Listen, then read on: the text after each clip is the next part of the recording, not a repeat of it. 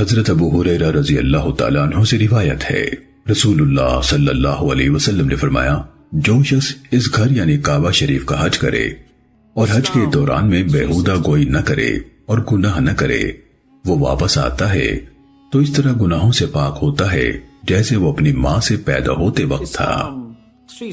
سنن ابن ماجہ حدیث نمبر 2889۔ حضرت انس بن مالک رضی اللہ تعالیٰ عنہ سے روایت ہے، انہوں نے فرمایا، نبی صلی اللہ علیہ وسلم نے ایک پرانے کجاوے پر اور ایک ایسی معمولی چادر اوڑھ کر حج ادا کیا جس کی قیمت 4 درہم تھی یا 4 درہم کے برابر بھی نہ تھی، اور فرمایا، اے اللہ، حج کے فرض کی ادائیگی مقصود ہے، دکھلاوا اور شہرت مقصود نہیں۔